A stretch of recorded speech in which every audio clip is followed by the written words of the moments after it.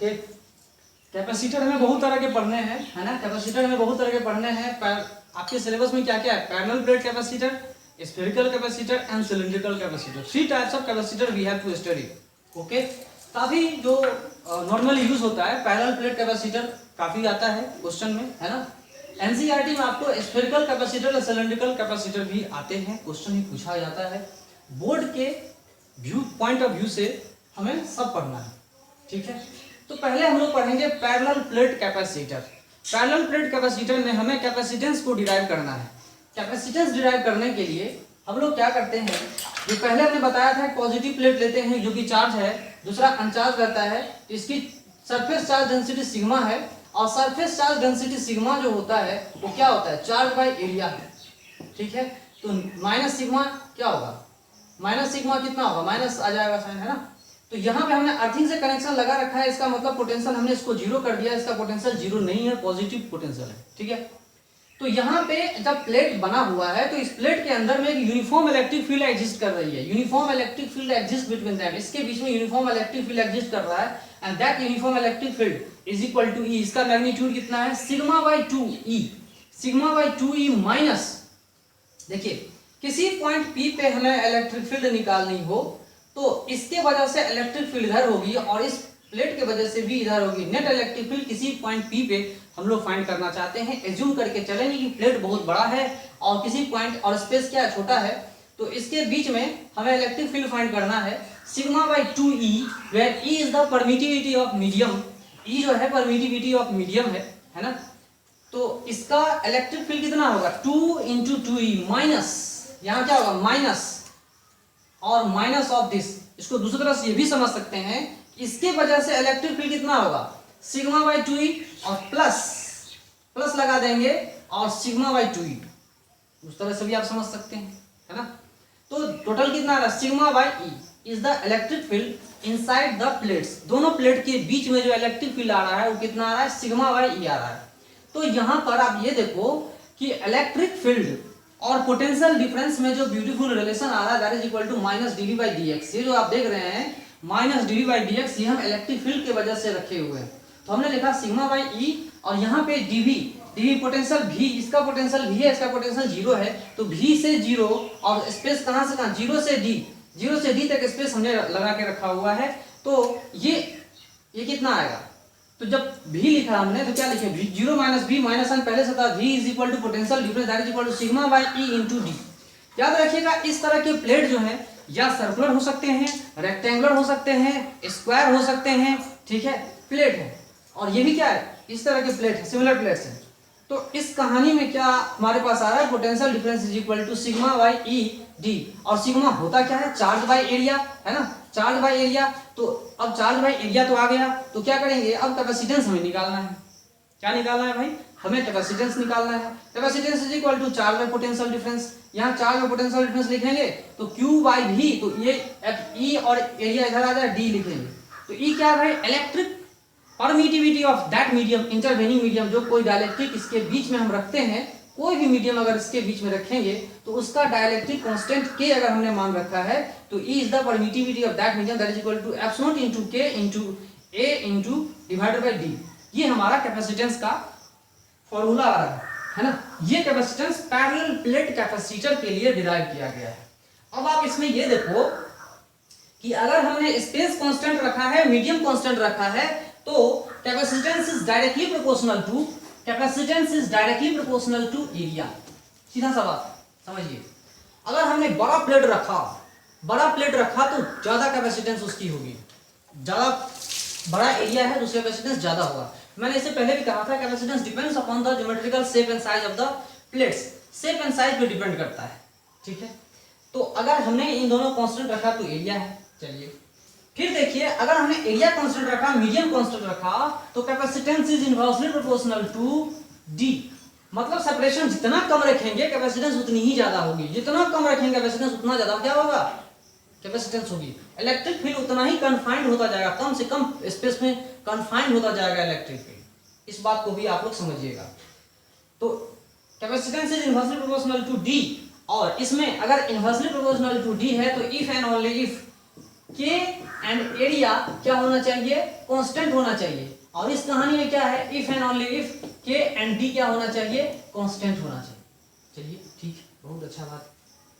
आगे चलते हैं, देखिए कैपेसिटेंस जो है डायरेक्टली प्रोपोर्शनल टू के। यहां पे आप देखिए capacitance is directly proportional to K dielectric constant of the medium, dielectric constant of the intervening medium. जो मीडियम यहां रखा हुआ है इसकी डाइलेक्ट्रिक कांस्टेंट कितना है, डाइलेक्ट्रिक कांस्टेंट कितना है उस पर भी डिपेंड करता है। जिस डाइलेक्ट्रिक कांस्टेंट जितना ज्यादा होगा उसका कैपेसिटेंस भी क्या होगा, उतना ही ज्यादा होता जाएगा। ठीक है, उसकी डाइलेक्ट्रिक कांस्टेंट, जिसकी डाइलेक्ट्रिक कांस्टेंट जितना है उसका कैपेसिटेंस क्या होगा, उतना ही ज्यादा होगा। ठीक है, बशर्ते यहां पर कंडीशन है कि एरिया एंड सेपरेशन क्या होना चाहिए, कांस्टेंट होना चाहिए। ठीक है, तो कैपेसिटेंस का हमने इतना सारा फॉर्मूला बताया। पैरेलल प्लेट कैपेसिटर का ये फॉर्मूला है। ओके, इस टाइप के पैरेलल प्लेट कैपेसिटर से बहुत सारे न्यूमेरिकल्स पूछे जाते हैं, है ना, और उसको हम लोग समझेंगे भी। ओके,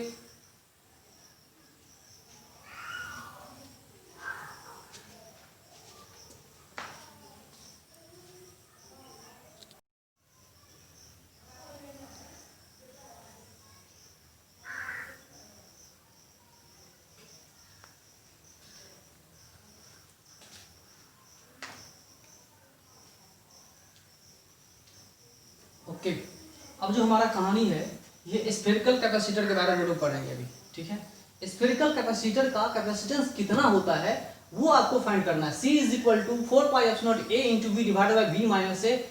ये हमने चाहे हॉलो रखते हैं स्फेयर या तो सॉलिड स्फेयर रखेंगे, लेकिन इसको हमें क्या करना होगा, हॉलो रखना होगा। बीच में कुछ भी स्पेस आप रख सकते हो, बीच में कोई भी मीडियम ऐसा रखते हैं जिसकी डाइलेक्ट्रिक कांस्टेंट के हो। ठीक है, तो यहाँ पे फॉर्मूला थोड़ा सा चेंज हो जाएगा, 4πε0 K इंटू ए इंटू बी, है ना। तो इस तरह से हम लोग समझेंगे कैसे इसको फाइंड करते हैं। वो देखिए डेरिवेशन, ये डेरिवेशन हम लोग आराम से फाइंड कर सकते हैं, कोई बहुत बड़ी बात नहीं है।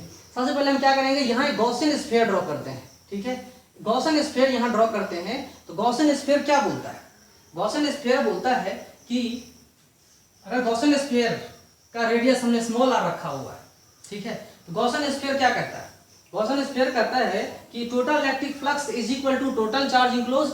तो इलेक्ट्रिक फील्ड हम किसी पॉइंट P पे इस चार्ज की वजह से निकाल सकते हैं। तो एक्सटर्नल पॉइंट स्मॉल a से r, यहाँ पर r जो है वो क्या है, r यहाँ पर कहानी क्या है कि स्मॉल a से ग्रेटर देन होना चाहिए और r जो है वो लेस देन b होना चाहिए। पूरा का पूरा फील्ड इसी के बीच में लाई कर रहा है, मतलब फील्ड जो है वो ऐसा जा रहा है, पॉजिटिव से निगेटिव की तरफ जा रहा है। और दूसरे प्लेट को हमने न्यूट्रलाइज कर दिया है, इसको हमने पोटेंशियल, इसका पोटेंशियल हमने जीरो कर दिया है, अर्थिंग से हमने कनेक्शन लगा रखा है ना, और इसका पोटेंशियल आ जाता है V। इसके ऊपर चार्ज है Q। अगर हमने अंदर वाले स्फीयर का चार्ज Q रखा है तो इंड्यूस चार्ज कितना होगा, -Q। तो इस कहानी में हम लोग फ्लक्स समझेंगे तो इलेक्ट्रिक फील्ड कितनी है, इलेक्ट्रिक फील्ड P पॉइंट पे जो आ रहा है वो कितना आ रहा है, वो कितना आएगा। तो हम उसको लिख सकते हैं Q बाय 4πε0 dr, है ना, sorry Q by 4πε0 r² into dielectric constant के लिख सकते हैं इस तरह से। अब हमें फाइंड क्या करना है, पोटेंशियल डिफरेंस। इन दोनों प्लेट के बीच में जो पोटेंशियल डिफरेंस है वो हमें फाइंड करना है। तो इलेक्ट्रिक फील्ड के बारे में पता है ना, dV by dr is equal to negative of potential gradient को हम क्या बोलते हैं, इलेक्ट्रिक फील्ड बोलते हैं। यहाँ पे इसके बदले हम लोग इतना लिख सकते हैं 4πε0 K इंटू r²। ठीक है, ओके, चलिए अब यहाँ पे इंटीग्रेट करेंगे और अगर हमने dr को अगर हमने यहाँ लिख दिया और dv को हमने यहाँ से यहाँ लिखा, v से जीरो पोटेंशियल और dr के बदले हम लिखेंगे r का वैल्यू कहाँ से कहाँ तक जा रहा है, a से लेकर b तक जा रहा है। तो हम इंटीग्रेट करके फाइंड कर सकते हैं इसका वैल्यू कितना आएगा, v that is equal to, अगर हम इसको इंटीग्रेट करेंगे तो चार्ज कांस्टेंट है यहाँ पे 4πε0 इंटू के -1/r। अब ये इंटीग्रेंड लगाते हैं a से b तक, ठीक है, a से b तक हम लोग लगाएंगे तो कितना आंसर आएगा वो हमें फाइंड करना है। तो जो भी आएगा वो आप देख लीजिए, ठीक है। ये जो आ रहा है ये कितना आएगा, Q बाय 4 पाई एप्सिलॉन के 1/a माइनस 1/b। ठीक है, ओके।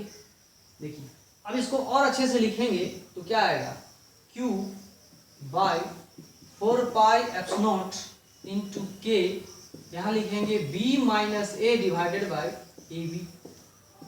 ठीक है जी। तो यहाँ पर कैपेसिटेंस अगर हम फाइंड करते हैं, यहाँ कैपेसिटेंस अगर फाइंड करना है तो Q बाय v लिखते हैं। ठीक है, ये क्या है, Q by v that is equal to 4 pi epsilon into K, है ना। इसके बाद लिखेंगे a into B divided by b minus a। एकदम सही, कितना इजी था, शॉर्ट फॉर्म में तुरंत आप लोग कैलकुलेट कर सकते थे इसको, कोई बहुत बड़ी बात नहीं थी, है ना। तो अब आप समझो कि स्फेरिकल कैपेसिटर की कैपेसिटेंस कितनी होती है। मान लो इसी प्लेट में मैंने मान लिया कि इनका एरिया और इनका, मान लो कि अप्रोक्सीमेटली, अगर अप्रोक्सीमेटली मानूं a is equal to B, approximately अगर मैं मान लूं कि a is equal to B, तो ये क्या होगा 4 पाई एप्सिलॉन a स्क्वायर। तो कैपेसिटेंस कितनी हो जाएगी 4 पाई a स्क्वायर या b स्क्वायर जो कुछ भी है ना। इसके बाद epsilon into K divided by, और सेपरेशन को हमने कांस्टेंट रखा b minus a is equal to d, बहुत कम सेपरेशन हो, मतलब ये जो है a is very very less than b, ऐसा हम लोग समझ सकते हैं, है ना। तो यहाँ पर ये भी केस हम लोग समझ सकते हैं कि b माइनस a को अगर हमने d बना दिया तो आप आराम से देख पा रहे हो कि ये एरिया हो जा रहा है और ये क्या हो जा रहा है सेपरेशन d। तो हम इस तरह से पैरेलल प्लेट भी इसको बना सकते हैं, है ना, a बाई d हो गया, ओके। नेक्स्ट हम लोग चलेंगे सिलिंड्रिकल कैपेसिटर। ठीक है, इसके बाद हम लोग पढ़ेंगे सिलिंड्रिकल कैपेसिटर के बारे में, ओके।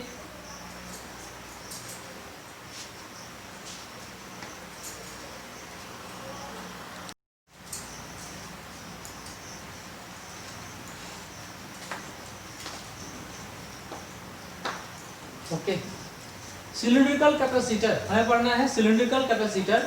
तो सिलिंड्रिकल कैपेसिटर को आप खुद डिराइव करोगे। सिलिंड्रिकल कैपेसिटर में लीनियर चार्ज डेंसिटी अगर हमने इसका लैम्डा बना रखा है, इसके टोटल लेंथ हमने कैपिटल L दिया हुआ है, रेडियस स्मॉल a है, capital B sorry small b इसका क्या है बिगर रेडियस है, बीच में हमने कोई भी डाइलेक्ट्रिक मीडियम रखा हुआ है तो कोई दिक्कत नहीं। इसमें हमने स्मॉल चार्ज Q रखा हुआ है, इसके ऊपर इंड्यूस्ड चार्ज माइनस Q आ जा रहा है, इसके पास Q और इस प्लेट के पास माइनस Q, और इसको अगर हमने अर्थिंग से कनेक्शन लगा के रखा हुआ है, मतलब इसकी हमने पोटेंशियल ही जीरो कर दिया है और अंदर वाले का पोटेंशियल भी है, तो कैपेसिटेंस कितनी होगी, तो सिलिंड्रिकल कैपेसिटेंस कितनी होगी, that is equal to 2 pi epsilon k into L divided by log e b by a। ये आप लोग खुद डिराइव करोगे, ये आप लोग खुद डिराइव करोगे, ये आपका होमवर्क मैं आपको दे रहा हूँ, इट्स योर होमवर्क, ये आपका होमवर्क है। आगे चलते हैं। Energy stored in a capacitor, किसी भी तरह का कैपेसिटर हो, चाहे पैरेलल प्लेट कैपेसिटर हो, सिलिंड्रिकल कैपेसिटर हो, स्फेरिकल कैपेसिटर हो, उसके अंदर में कितनी एनर्जी स्टोर्ड है वो हम जानेंगे। ठीक है, मान लो कि कोई स्फेरिकल कैपेसिटर हो और किसी भी टाइम पे उसकी पोटेंशियल भी हो, किसी भी टाइम पे इसकी पोटेंशियल भी हो, that is equal to Q by C। किसी कुछ चार्ज इसने स्टोर करके रखा हुआ है, किसी टाइम इंस्टेंट पे उसने क्या कर दिया Q चार्ज स्टोर करके रखा हुआ है। अब एक्स्ट्रा अगर dq चार्ज इसके ऊपर हम रखेंगे, अगर dq चार्ज हम इसके ऊपर रखेंगे तो रिपल्सन होगा, और रिपल्सन के अगेंस्ट में जाने की वजह से वर्क करना पड़ेगा, है ना, उसके लिए वर्क करना होगा, वही वर्क एनर्जी में कन्वर्ट हो जाएगा।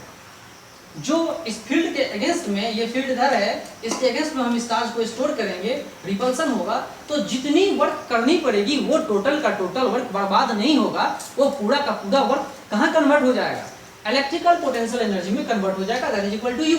तो dW स्मॉल वर्क डन कितना होता है, that is equal to dQ into V। इस केस में, इस कहानी में जो कैपेसिटर के ऊपर पोटेंशियल है वो इंस्टेंटेनियस है, वेरिएबल है, जितना चार्ज उसके ऊपर स्टोर है divided by capacitance, capacitance constant है। लेकिन बैटरी की अलग कहानी होती है, बैटरी का पोटेंशियल डिफरेंस क्या होता है, कांस्टेंट होता है, तो उसमें अलग कहानी होता है, इसमें अलग कहानी होती है। तो जब हम इसके ऊपर चार्ज इतना स्टोर करेंगे तो डी क्यू हमने क्या लिया, इनफाइनेटेसिमली स्मॉल चार्ज रखे हैं और वेरिएबल पोटेंशियल रखा हुआ है, तो वर्क डन कितना हुआ Q by C into D Q, integrate करेंगे Q C by Q C, शुरू में चार्ज मान लेते हैं 0 था, लास्ट में फाइनल चार्ज कितना है कैपिटल क्यू है, डिवाइड करते हैं Q square by Q C, Q V by 2, ठीक है, Q V by Q is equal to C V, C V लिखेंगे तो कितना आएगा, सॉरी ये आ जाएगा ना, Q equal to C V इतना आ जाएगा, और सी के बदला अगर हम लिखना चाहेंगे तो कितना आएगा, तो C इज इक्वल टू, आपको पता होना चाहिए Q is equal to C V, तो C इज इक्वल टू कितना Q बाई वी, तो Q by C is equal to Q by V है ना, तो इतना आ जाएगा। ओके चलिए, इसी में ये भी सवाल है कि मान लो हमने इस कैपेसिटर को बैटरी से चार्ज किया, तो बैटरी के द्वारा वर्क जो करना पड़ रहा है that is equal to, battery के द्वारा वर्क जो करना पड़ रहा है, बैटरी के द्वारा जो टोटल वर्क करना पड़ेगा तो वो कितना होगा, तो small D Q, potential difference तो कांस्टेंट है, फिर डी क्यू, फिर इसको इंटीग्रेट करेंगे, बैटरी की पोटेंशियल डिफरेंस क्या होती है, कांस्टेंट होती है, तो ये आ रहा है v इंटू क्यू, 0 चार्ज था फिर फाइनल चार्ज, एक्चुअली बैटरी कितना काम कर रहा है क्यू बी, कैपेसिटर पर कितना पहुंच रहा है क्यू बी बाई 2, बाद बाकी एनर्जी गया किधर, बचे हुए एनर्जी किधर गए, तो बचे हुए एनर्जी हीट के फॉर्म में लॉस्ट हो जाते हैं, ठीक है, तो इतनी एनर्जी जो है वो लॉस्ट हो जाएंगे, ठीक है, हाफ एनर्जी लॉस्ट हो जाता है और हाफ एनर्जी कैपेसिटर के अंदर में स्टोर हो जाती है, ठीक है। जिस तरह से सेंट्रल गवर्नमेंट के कुछ पैसे आते हैं, बीच में ही नेता और घुसखोर अफसर लोग हाफ खा लेते हैं, आधा पैसा खत्म हो जाता है, आधा पैसा जनता के पास होता है, वैसे ही जितना वर्क डन बैटरी कर रहा है उतना एनर्जी कैपेसिटर को नहीं मिलता, उतना वर्क उतना एनर्जी कैपेसिटर के अंदर नहीं आता है, आधी एनर्जी जो है वायर को गर्म करने में खत्म हो जाती है, जिस तरह से बड़े बड़े नेता अफसर का पॉकेट गर्म करने में पैसे खत्म हो जाते हैं, ठीक है। अब पढ़ते हैं हम लोग electrical energy density, electrical energy का डेंसिटी कितना है, तो भाई मेरे एनर्जी बाय वॉल्यूम कर दो ना, खत्म कहानी। एनर्जी डेंसिटी मतलब क्या, total energy by total volume, 1/2 CV square into AD, और यहाँ पे हमने कैपेसिटेंस का फॉर्मूला लिखेंगे तो जो भी आएगा epsilon into K into D है ना, यहाँ पे लिखेंगे तो क्या आएगा, C का वैल्यू एप्सिलॉन इंटू K, यहाँ पे K भी आएगा, ओके, तो ये लिख देंगे